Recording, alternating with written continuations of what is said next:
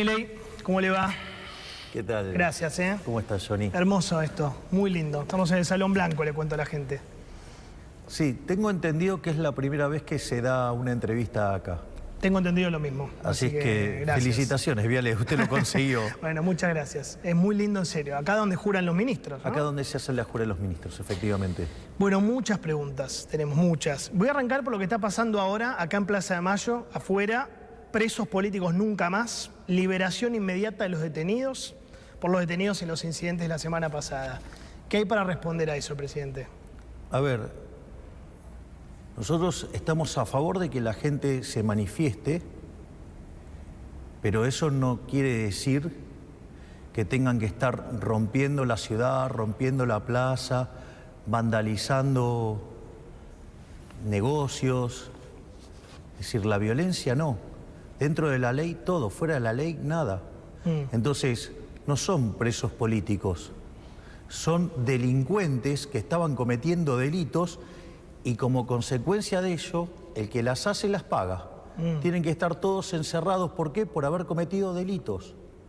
Es decir, romper la ciudad no puede ser gratis. Cometer delitos no puede ser gratis. Acá se terminó con la doctrina Zaffaroni. Acá el que las hace las paga. La denuncia del Serpaje es que hay gente que no estaba haciendo nada malo y la detuvieron igual y no la sueltan. Bueno, sí, siempre dicen lo mismo. Si vas a la cárcel está llena de inocentes. Dale. Estela Carlotto dijo, estamos viviendo una democracia entre comillas, a propósito de esto, ¿no? Bueno, hay que ver, digamos, sus entrecomillados, porque quizás para ella, digamos, la democracia sea que haya gente tirando bombas, secuestrando gente, matando civiles, tratar de tomar el poder por las fuerzas para llevar a cabo la revolución comunista. Digo, quizás ella añora ese pasado sangriento de la Argentina, donde un conjunto de violentos, digamos, intentaron tomar el poder por las armas. Fuerte. Y cuando te comparan Real. Cuando te comparan con Maduro, ¿qué sentís? Dicen que tenés presos políticos como el dictador de Venezuela.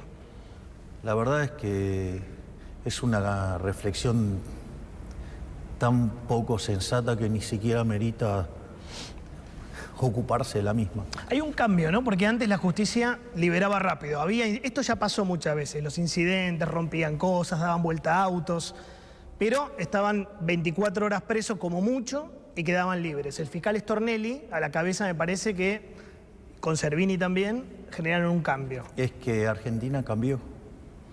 Argentina cambió, Johnny, efectivamente cambió. Las urnas pidieron a gritos un cambio. Ese cambio lo eligió más de la mitad de la población, tanto en las PASO como en la primera vuelta como en la segunda vuelta. Nada más que, digo, dentro de las opciones de cambio fueron por los argentinos eligieron una opción de cambio mucho más abrupta. Sí. Y nosotros, la verdad que hemos asumido con 3 mandatos, básicamente, que era el tema de bajar la inflación, poner en funcionamiento de nuevo el aparato productivo, o sea, porque hacía más de 11 años, 12 años que no crecíamos, en términos per cápita estábamos 15 abajo, y poner la calle en orden. Y bueno, todo esto está sucediendo porque hoy se conoció el dato de inflación mayorista, que es del 3,5. Nosotros 3,5. Cuando asumimos la inflación mayorista era 54%, que eso anualizado te da 17.000. ¿Y ahora anualizado? 50. Quiere decir que bajamos en 5 meses la inflación del 17.000 al 50. 50 es horrible. Sí, es muy alto. Queda mucho por hacer, pero venimos de algo que era 17.000. Perdón, 3,5 mayo adelanta que la inflación de junio va a ser. ¿Se habían preguntado eso?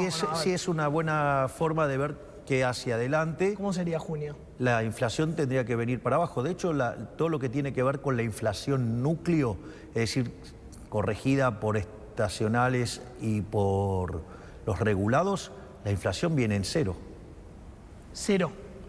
Y la inflación... Los indicadores de alta sí, frecuencia muestran eso. Pero en general, la inflación general de junio, ¿para vos a cuánto está? No lo sé, pero lo que sí te puedo pasar son los indicadores de alta frecuencia. Y los indicadores de alta frecuencia en todo lo que tiene que ver alimentos y bebidas y la núcleo, digamos, viene viajando a cero.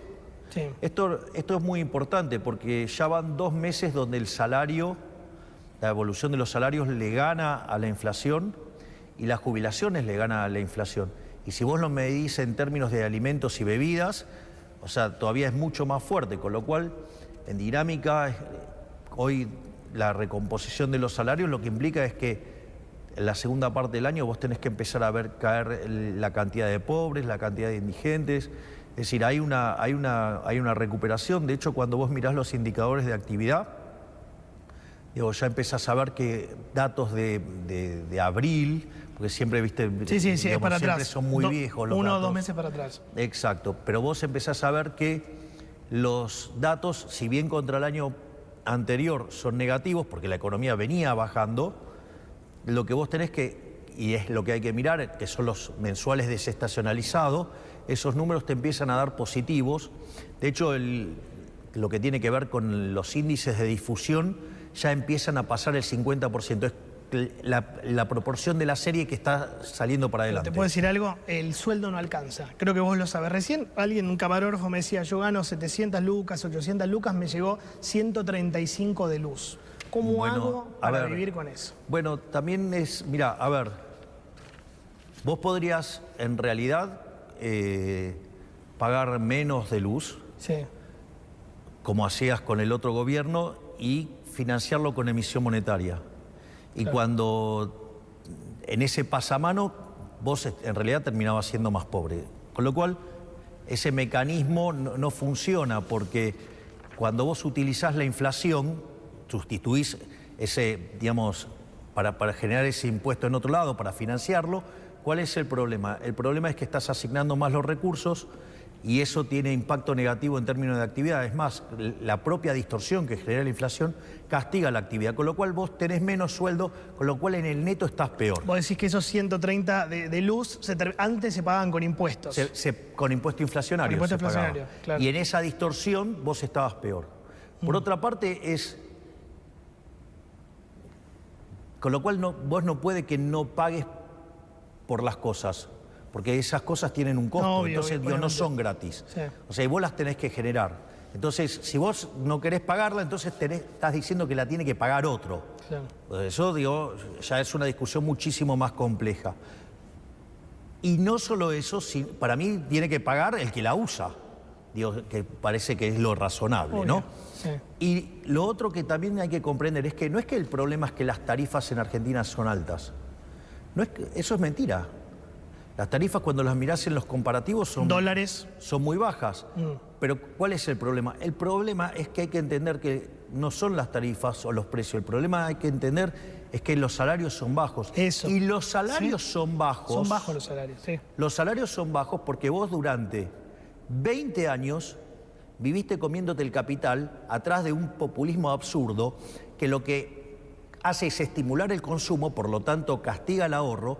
Al castigar el ahorro tenés menos inversión. Además, como han violentado sistemáticamente los derechos de propiedad, la inversión fue mucho menos de la que debería ser. La capitalización de la economía es baja, la productividad es baja y como consecuencia de ello, los salarios son bajos. Entiendo. ¿Y cuándo los salarios van a ser mejores en Argentina? En la medida que vos empieces a crecer. Y nosotros estamos haciendo mucho para eso. Porque primero se terminó acá la joda de no respetar los derechos de propiedad. Acá los derechos de propiedad se respetan. Primer punto, digamos, eso es a rajatabla. Segundo punto, una de las cosas que estamos haciendo para mejorar el funcionamiento del sistema económico es eliminar la inflación. Sí. Algo en lo cual estamos siendo exitosos y reconocidos internacionalmente. No solo eso, sino que además, entonces, respetar el derecho de propiedad, bajar la distorsión que tiene la inflación en una economía que durante tanto tiempo se comió el capital, tiene implícito que los retornos en esta economía son altos, con lo cual eso favorece la inversión, la creación de empleo y salarios más altos. No solo eso. Otra cosa que nosotros estamos haciendo es bajar el riesgo país. Sí. Nosotros llevamos 5 meses seguidos de equilibrio financiero. Ahora subió de vuelta el riesgo país. Subió después de las dudas con la ley de bases. Y bueno, digamos, lo que hizo la política no es gratis. Estábamos camino a romper los 1000 puntos básicos de riesgo país. 1300, 1400, bueno, depende del día. La política se metió en el medio y hizo saltar el riesgo país hasta 1600. Pero ¿por qué ya se aprobó la ley de bases en el Senado? ¿Por qué no baja? Porque la política todavía hay un intento flagrante de desestabilización por parte de actores políticos por romper el equilibrio fiscal. En ese sentido, nosotros sabemos que eso tiene varias consecuencias negativas. La primera es que mantiene alta la tasa de interés y consecuentemente hace que la salida sea más lenta. Es decir, todo ese jueguito que hacen los políticos para felicitarse entre ellos, lo paga la gente. No solo eso, sino, nunca la paga la política. Este es el primer gobierno que se la hace pagar a la política. No solo eso, sino que además esa suba de la tasa de interés te hace que te caiga la demanda de dinero y por eso, te saltó el tipo de cambio y por eso, tenés que la inflación, va a hacer una pequeña pausa en su descenso y después va a volver a descender. Sí, en junio va a subir un cachitito. Puede ser que quede estable. Que quede estable, que quede en 4, 4, 4. Que tengamos que pagar los efectos de todas las cosas que hicieron, los políticos en las cámaras. Ok. Alberto Fernández, expresidente en X. Tratar de terroristas a quienes se manifiestan en contra de la sanción de una ley, muy dañina a mi juicio, es inadmisible. O sea, no podés tratar de terroristas a la gente. Que le pregunte al hombre que le quemaron el auto, a ver qué opina. Al periodista. Sí, claro, que mire las imágenes de lo que fue ese día. Lo que pasa es que, claro, puede ser que para personas con intenciones golpistas y con abstinencia de poder... ¿Lo decís por Alberto Fernández? Por el peronismo en general, la parte, no racional, ¿no? A Macri también le tiraron 14 toneladas de piedra. Bueno, o sea, ellos intentaron hacer lo mismo. Ellos están intentando hacer un golpe desde el primer momento. ¿Ellos quiénes? O sea, dijiste el peronismo no racional, pero ¿quién? El kirchnerismo. ¿El kirchnerismo? Lo que menos se imaginaron es que nosotros efectivamente teníamos, un programa económico consistente, muy duro en lo fiscal, muy inteligente en lo monetario, y en toda esa situación nosotros logramos recomponer el equilibrio fiscal. De hecho, decían que era imposible lograrlo en un año, que era nuestra meta.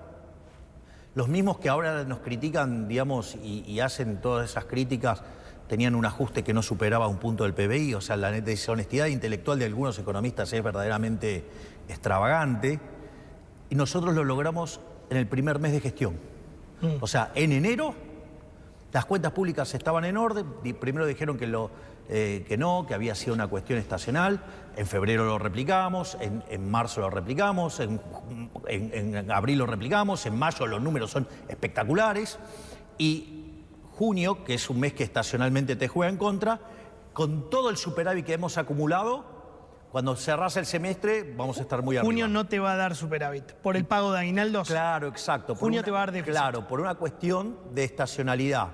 Okay. Pero cuando vos tomás el semestre, vos tenés estacionalidad de las cuentas. Okay. Lo que importa es, en el semestre... Pero vuelvo al tema del golpe o el supuesto golpe. El senador Cuader, que es peronista, dijo, la consigna era que explote todo, se rechace todo, estoy hablando de la ley de bases, porque al otro día el país se iba a disparar con corridas bancarias e iba a entrar en una crisis peor. Lo dice Cuader. Bueno, pero te lo están confesando, que esa es justamente la vocación de los kirchneristas. Y nosotros... ¿Se caía la ley en un momento?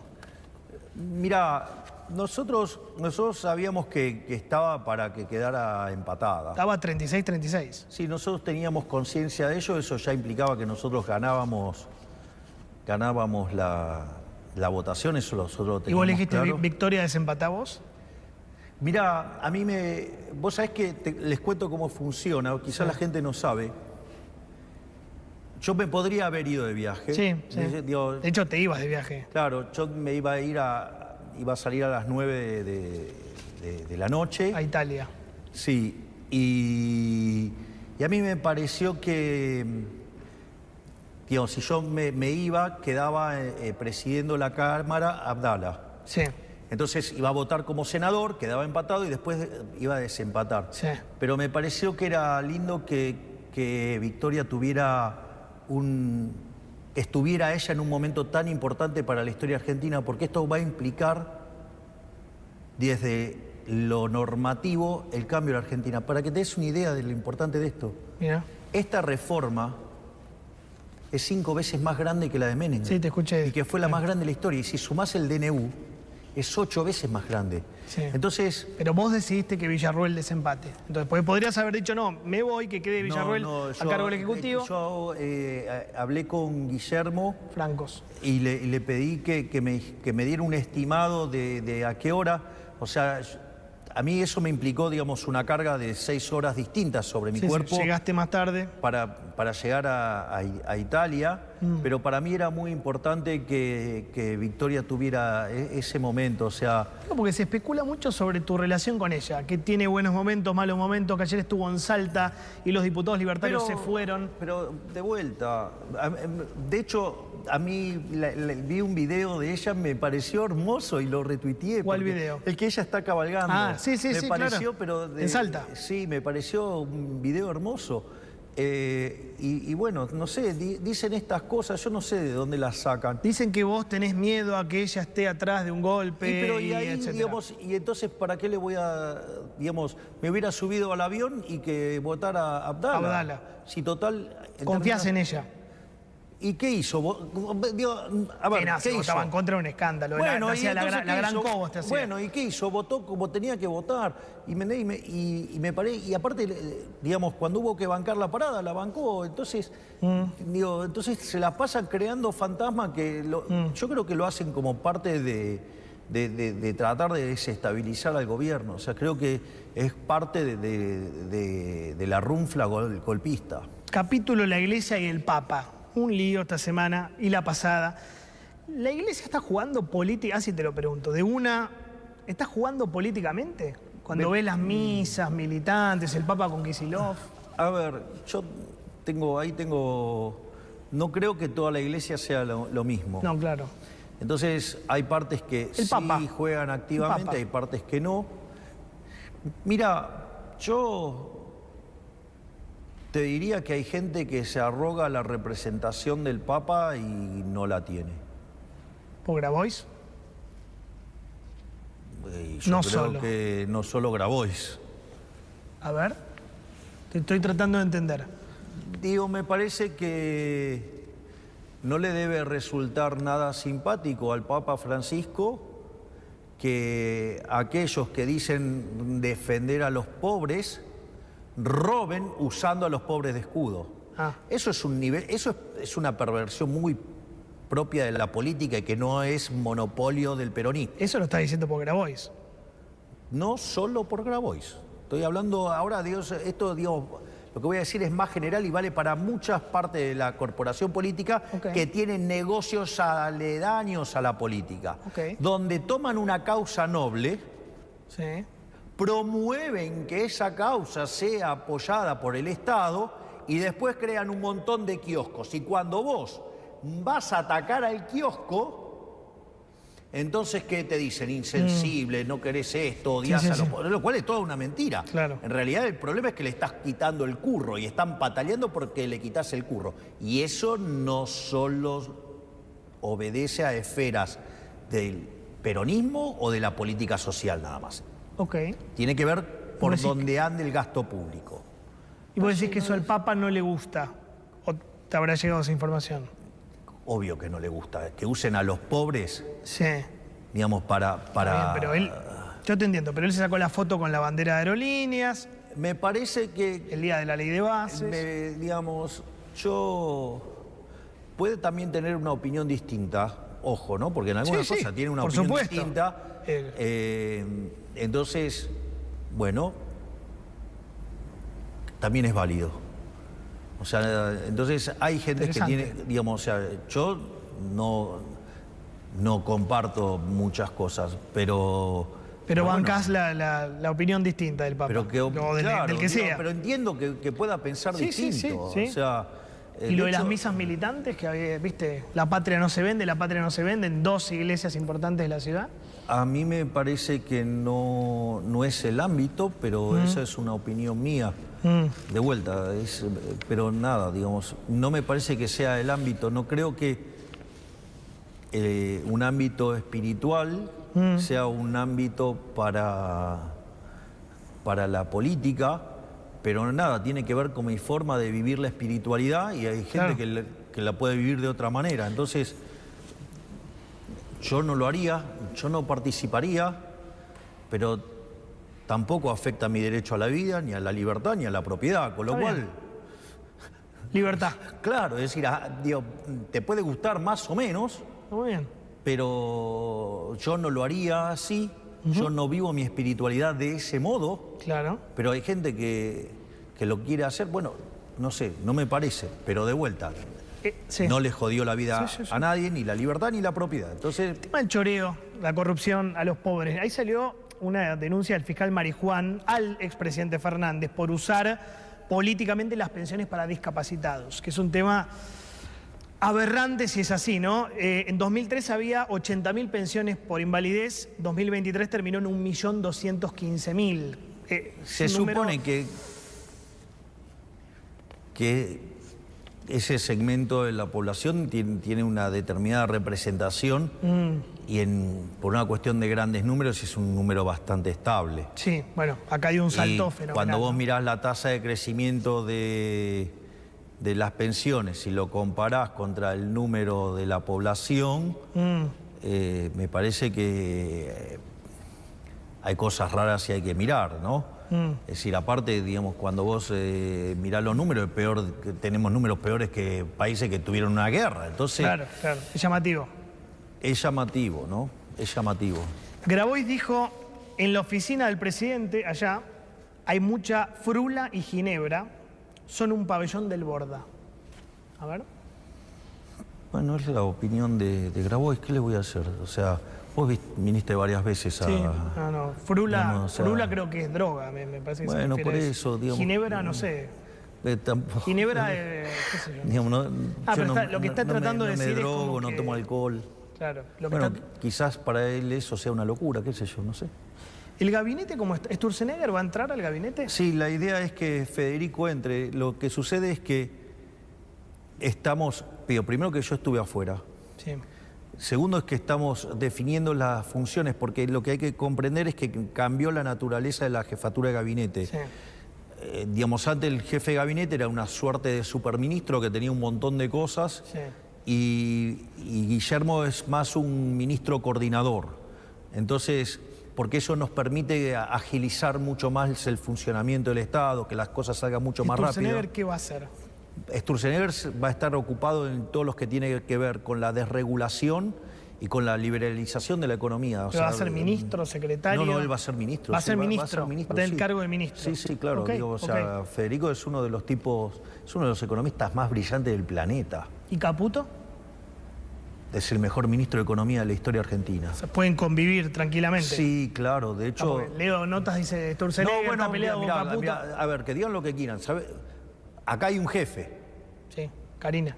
Nada, mentira, mentira. Sí, bueno, digo, Sí, pues digo, y ese jefe soy yo. ok.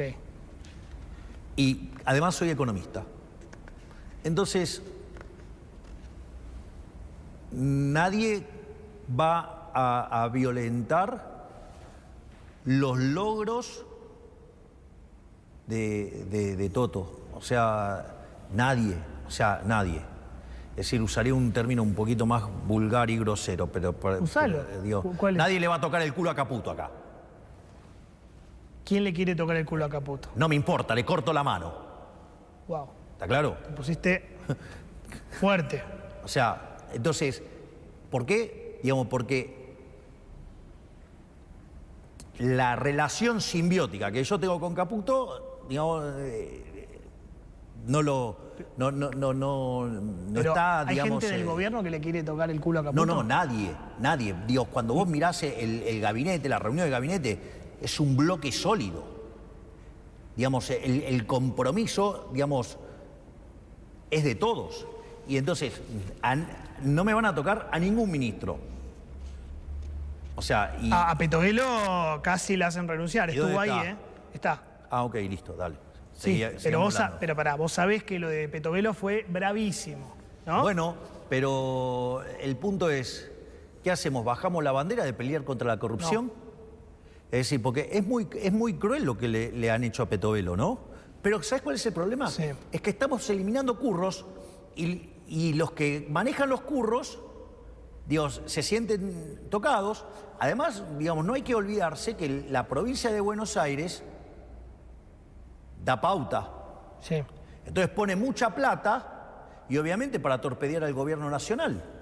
Bueno, digamos, son las reglas de juego, ¿qué se le va a hacer? Yo sé que la pasó mal Petovelo y que estuvo cerca de renunciar. Me consta eso. Bueno, pero ella sabe que yo no le iba a soltar la mano. Ahora, vuelvo a lo de Caputo, ¿no? Fausto Espotorno, un economista, qué sé yo, muy reconocido, dijo, el programa de Caputo es de transición. Después vendrá uno más mileicista.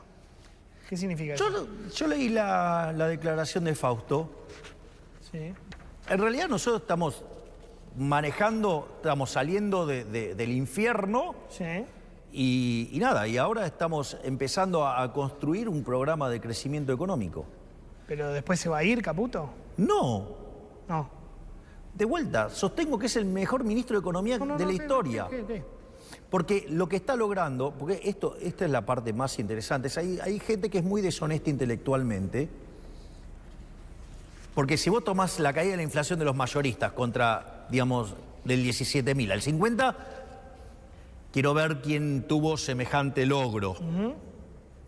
Pero al margen de eso, hay otras cosas.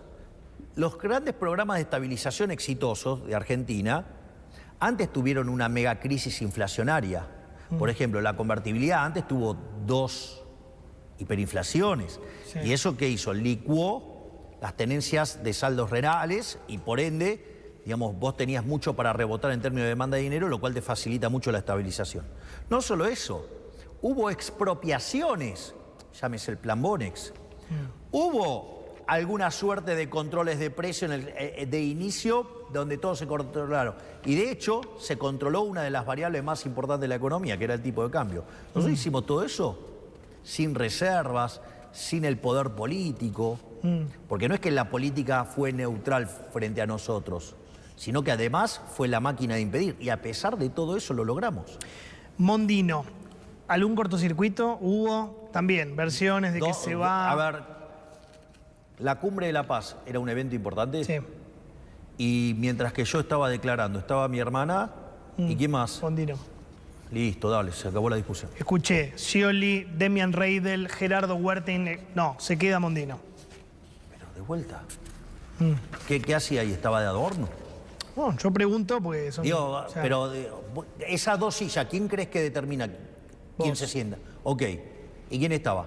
Mondino. Listo, dale. Se queda Mondino. Tema Alperovich, ahora son las... En esto estamos grabando, son las 5. A las 20 se conoce el veredicto en la causa por presunto abuso sexual. Del ex va a ser a las 8, 9, cuando ya estemos poniendo al aire la nota, va a ser algo muy fuerte. Digamos, no me meto con la justicia. O sea, Ok. digamos, esperemos que falle la justicia. Entiendo. Y que sea justicia. Sí, Espinosa está procesado, ¿no? Por abuso sexual. Que se haga justicia. ¿Sentís doble vara con ese tema? Bueno, digamos, la Argentina está llena de doble vara por todos lados, ¿eh? O sea, todo el tiempo, o sea, y esa es una de las cosas que hay que desterrar. ¿Por qué te peleas con periodistas de vuelta? Leí un tuit de ayer enojado con Longobardi, Lanata, Tenenbaum, Novarecio. ¿Qué pasa ahí? No, digamos, ahí la pregunta es, ¿vos me podés criticar? Sí, de hecho te critico. Bien, ok, ¿yo no te puedo contestar? Sí, claro. Y te hago Contestame. y te hago una pregunta.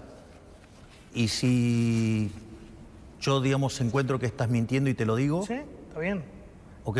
El tema es del respeto. Creo que vos lo sabés. Nunca la vuelta, falta de respeto, de vuelta. sobrado, todo eso, ¿no? Bueno, digamos, si hay alguien que se siente tocado, por algo será. Ok, pero ¿qué ganás vos peleándote con Pero periodistas? de vuelta, y si, digamos, muchos de los que mencionaste, digamos, me han calumniado, injuriado, han dicho cosas aberrantes, han dicho cosas que sabiendo que eran mentiras, se enganchan y se montan en esas mentiras. Ok. Y entonces, digamos, o sea, que ellos son una casta superior. No hay nadie sagrado en Argentina. Digamos, que ellos pueden decir lo que se les antoje y vos no podés contestar. Sí, que podés contestar, claro que sí. Porque además, a diferencia de otros, yo lo hago desde el llano, porque yo no involucro al Estado. A diferencia de Sánchez. A diferencia de Sánchez. Es decir, si vos decís algo que yo considero que está mal, yo te contesto y te doy los fundamentos. No es que te contesto con una dominen. Es decir, ha pasado un montón de veces de periodistas directamente mintiendo y yo tener la información y ponerla a disposición para que quede claro eso está que estaban bien. mintiendo. Tal periodista se equivoca por esto y por esto y por esto. Exacto, digo, que son las veces que yo lo hice. Sí. O sea, eso es por un lado. O sea, cuando tengo el elemento probatorio de que están mintiendo, voy y lo aporto. Eso no está mal. Bueno. El tema es el respeto, ¿no?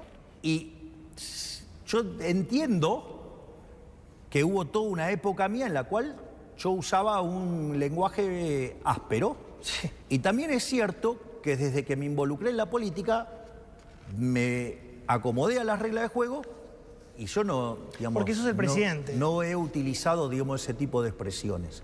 Entonces, digo, ahora, aún si las usara, siempre igual lo hago desde la posición del llano.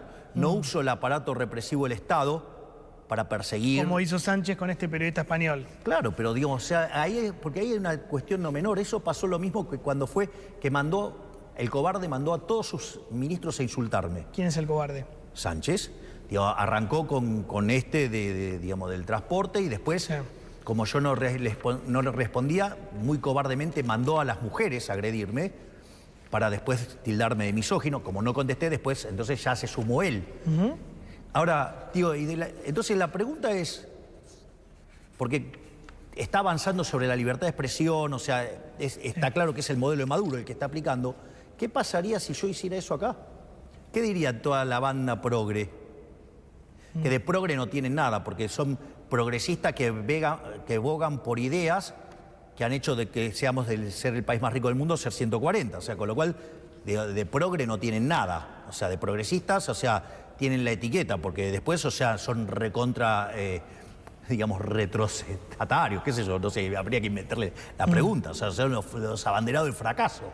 Entonces, digo, habría que preguntarles por qué ellos se creen por encima de todo el resto de los mortales y que pueden calumniar, injuriar, decir cualquier cosa. Digo, hay muchos de esos periodistas que cualquier peste que dijeran de mí, la levantan y la muestran como si fuera verdad. Y después cuando se prueba que es mentira, ninguno se retractó, pidió perdón ni nada por el estilo. Es decir, entonces hay muchos periodistas que son muy sucios. Entonces, acá hay algo muy interesante, porque el error es parte de la vida. Entonces vos te podés equivocar. Lo que pasa es que la característica del error, en términos técnicos, se llama ruido blanco el error. O sea, está normalmente distribuido. Entonces un día cae para un lado, un día cae para el otro. Sí. Yo me dedico a mirar esas cosas. Entonces, Cuando cae siempre para el mismo lado. Un día cae para un lado, un día cae para el otro. Ok, digamos, entonces es entendible. Lo que es sospechoso es que siempre el error caiga del mismo lado. Entonces, digo, yo diría, a ver, digamos, o sea, esos periodistas, digamos, que han dicho barbaridades y mentiras y que cualquier porquería que se diga de mí la levantan como cierta, digamos, cuando se retractaron por todas las cosas que dijeron. Y sin embargo, lo único que yo hice, ¿qué fue lo único que hice? ¿Cuál fue mi única acción? A ver. Cuando hice juicio, ¿por qué? Por tildarme de nazi. Porque eso en Argentina es delito. Sí. Y hoy me parece que eso de tildar de nazi... No, eso no. Ah, bueno, pero hubo gente que lo hizo. Eso no. Y sin embargo, digamos, ahí se ponen también bien corporativos. Ay, nos demandó. ¿O acaso también está bien, digamos, la sedición y llamar a voltear a un gobierno y llamar a eso saqueos? por un periodista, creo que es Villarroel. Yo no sé, digamos, eso es un tema, digamos, yo no... Que Cuneo Libarona lo demandó por presunta sedición. Exacto. Bueno, entonces, digo, ¿te parece normal llamar a robar supermercados, a saqueos? No, lógicamente, eso no. O sea, llamar a un golpe. Macri, ¿tu relación con Macri cómo está? Excelente. De hecho, me mandó mensajes el otro día. ¿Ley de bases? No, por otros temas. Así que está bárbaro eso. ¿Quiere meter gente del PRO en el gobierno? ¿Te recomienda? Digo, ahora que viene la reorganización del gabinete, te dice, no sé, ten en cuenta tal, X. Pero de vuelta, si yo, digamos, estoy haciendo una reorganización Sí. y él me puede aportar gente con experiencia... ¿Pero te lo propuso? ¿Te dijo, che, ten en cuenta a X que es muy bueno para Z? No, si yo necesito algo o alguno de mis ministros necesita algo, digamos, nos acercamos y les preguntamos si tienen alguien para esa función. Digamos, ¿cuál es el problema? Ninguno. ¿Lo considerás como una especie de socio de gobernabilidad? ¿Una especie de coalición? Yo creo que es una persona que ha tenido un rol muy importante cuando fue presidente. Digo, yo creo que sin su experiencia previa el caso nuestro no hubiera aparecido. No, claro, lógico. O sea, por ende, para mí es muy valioso lo que hizo Macri, es muy valioso lo que hizo Espert, o sea, porque todo ese tipo de cosas fueron sentando las bases para que hoy podamos implementar un cambio de estas características. Espert, ¿te gusta para candidato en la provincia para el año que viene? Me dijeron.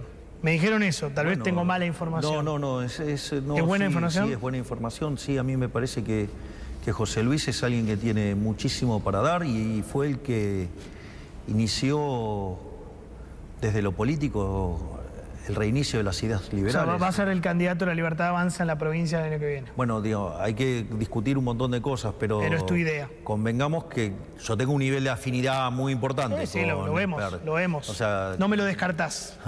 No, para nada. Digo, o sea, yo tengo una excelente relación con el profe Espert. Me parece buenísimo que se haya sumado a la Libertad Avanza y particularmente pienso que es un candidatazo. Candidatazo, mirá qué título te saqué. ¿Y Adorni también va a ser candidato? No lo sé. No sé dónde tiene domicilio Adorni. Eso depende de Manuel. O sea, Manuel es un tipo maravilloso. ¿A vos te gusta? Sí, también. Otro candidatazo. Lo que pasa es que también es un gran vocero. Es un gran vocero. Se agarra en la cabeza. Pero bueno, nada, se verá. Lo perdés de vocero. Claro, sería un problema eso. Pero bueno. Pero si lo preferís de candidato, se tiene que ir de la vocería. Bueno, digamos, eso. Bueno, él también elige. Dale, digo. No, ya sé. Tienen que elegir entre los dos.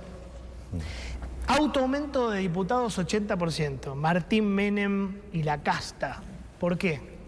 No sé, hablalo con él porque los sueldos del Poder Ejecutivo están frisados desde el mes de diciembre. ¿Pero a vos te gusta que se autoaumente el 80%?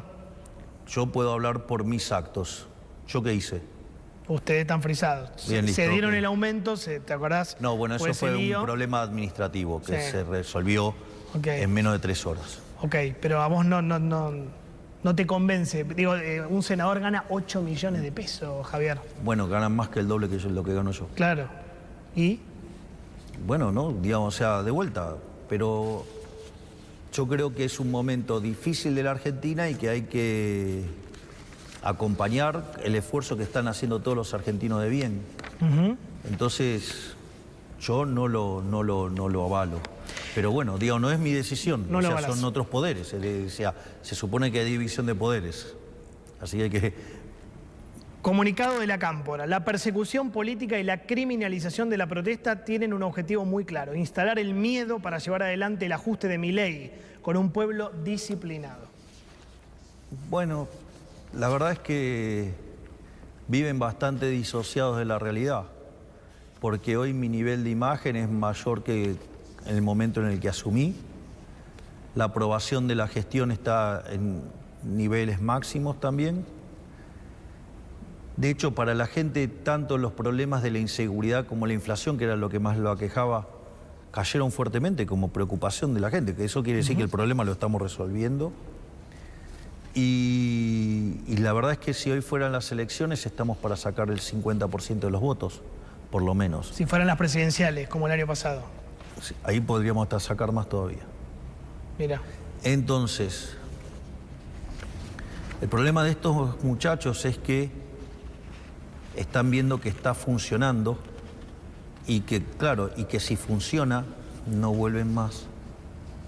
¿Para vos no vuelven más?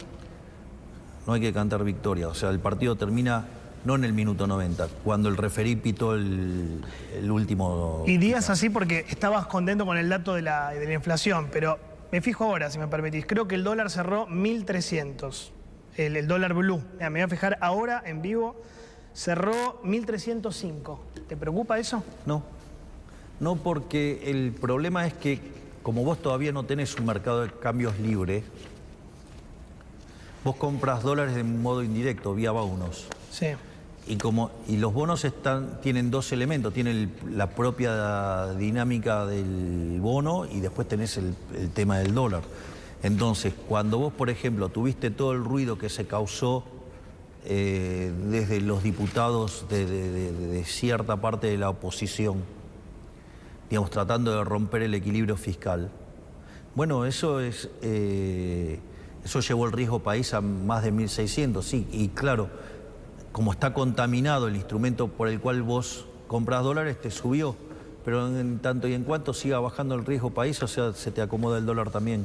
Porque vos estás comprando por una vía indirecta, claro, que es los bonos. Entonces, cosas que perturben a la condición de solvencia intertemporal del Estado va a impactar sobre los bonos. ¿Pero la brecha no te preocupa? Porque dicen que el Fondo Monetario le está pidiendo a Caputo devaluar, tocar el oficial, que creo que está en 900 y pico. No, pero eso es falso. ¿Es falso? Eso es falso porque yo ahí durante lo que fue la reunión del G7, sí, yo tuve 3 charlas con Kristalina Georgieva. Tuve una, más bien ingresé a la sala donde estábamos exponiendo, que fue una charla muy interesante. Después, la otra charla que tuve con ella fue cuando hicimos la foto de familia. Sí. Cuando hicimos la foto de familia, nos pusimos a hablar sobre lo que fueron nuestras disertaciones y ella me contó que se había inspirado en un artículo de Keynes muy poco conocido, digo, yo sí lo conozco, que se llama La economía de mis nietos, digo, donde Keynes hace una suerte así de interpretación futurística. Y después sí tuvimos la bilateral, y ahí donde básicamente hablamos de los contornos que tendría que tener un nuevo programa para firmar con el fondo, que básicamente es un programa destinado a poner a la economía a crecer. ¿Va a poner más plata al fondo? ¿Va a haber un nuevo desembolso, un nuevo acuerdo que implique más dólares? Mira, en principio hay que diseñar el acuerdo, okay, y hay que llegar a un acuerdo. Se ha hablado de 8.000 millones de dólares. No, yo digamos, no hablé con ella de dinero. Okay. Pero también, digamos, también tuvimos una reunión con el presidente del Banco Mundial y decidió apoyar muy fuertemente, digo. O sea, al día siguiente que se conozca el acuerdo con el fondo, el Banco Mundial va a hacer una apuesta muy fuerte a la Argentina, pero muy fuerte. Ok.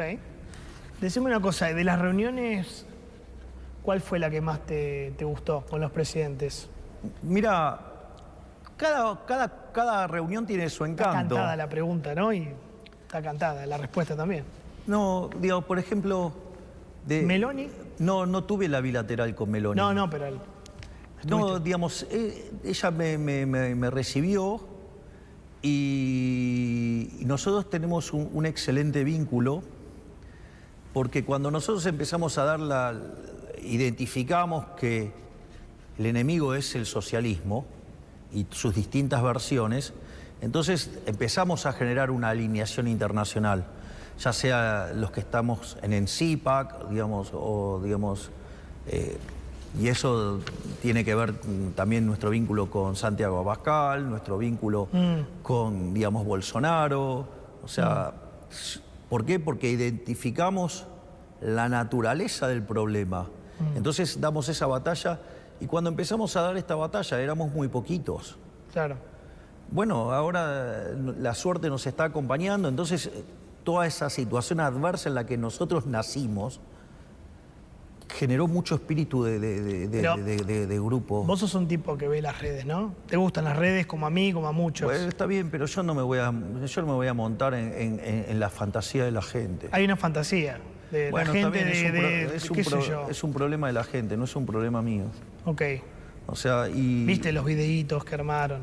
Sí, pero está bien, es un problema, digamos, de la gente, no es un problema mío. Yo no me voy a hacer cargo de lo que la gente le pase con eso, digamos. O sea, yo te explico de dónde viene, porque si vos me ves, también tengo una relación, digamos también con de mucho o... afecto con Santiago Abascal, tengo una relación de mucho afecto con los Bolsonaro.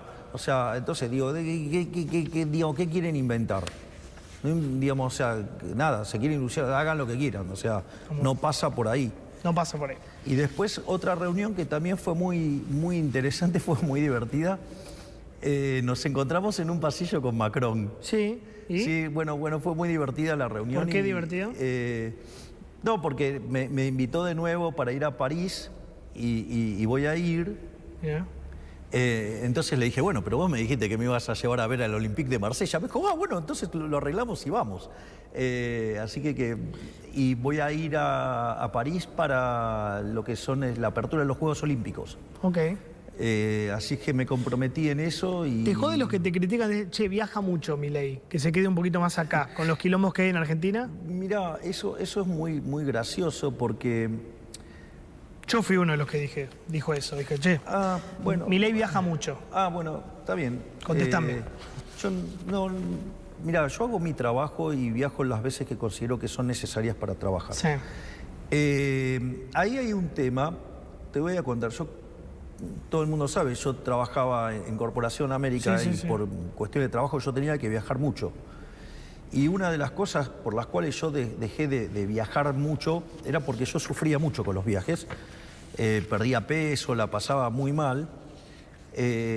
Algo que, digamos, más o menos bajó un poco cuando apareció el FaceTime. Y entonces podía, digamos, en ese momento solo tenía Conan y podía ver a Conan por el FaceTime. Pero, digamos, o sea, yo dejé de viajar, digamos, y eso me implicaba un daño económico enorme a mí, porque extrañaba mucho a Conan. O sea, imagínate ahora, digamos, que extraño por 5, porque no solo lo extraño a Conan, lo extraño a Murray, a Milton, a Robert y a Lucas. O sea, es una situación, digamos, que no es algo placentero para mí viajar, pero, digo, tengo obligaciones y las cumplo. Y otra de las cosas que hago es que en algunas situaciones donde, por ejemplo, cuando soy condecorado, me parece que eso eleva la calidad de la discusión del país. Es decir, porque aparte quisiera saber a cuántos invitaron alguna vez a estar sentado en la mesa del G7, ¿no? Y hablar un tema tan importante como es el de inteligencia artificial. Entonces, la realidad es que, mirá, no es lo mío viajar, pero lo hago porque creo que con cada una de estas decisiones he puesto a la Argentina en lo más alto. Muchos, por ejemplo, criticaron mi viaje a Davos. Sí. Bueno, mi viaje a Davos fue muy importante. Mirá el impacto que tuvo en Europa y cómo se dieron vuelta las elecciones y hundimos a los pobres progresistas, pobristas. Tengo que cerrar. ¿Te animás 30 segundos a la gente que la sigue pasando mal? Que el camarógrafo que me dijo, decirle que tiene un centro a la clase media, decirle que no llegó a fin de mes, decirle que los jubilados lo estamos pasando mal. Mirá, hablale a esos. Yo tengo plena conciencia de que estamos mal. Pero también es cierto que cuando asumimos, el 85% de la gente se sentía mal y hoy ese número cayó a 65%. Cuando nosotros asumimos, el 20% de la gente creía que de acá a un año íbamos a estar mejor. Ahora ese número es casi 60%.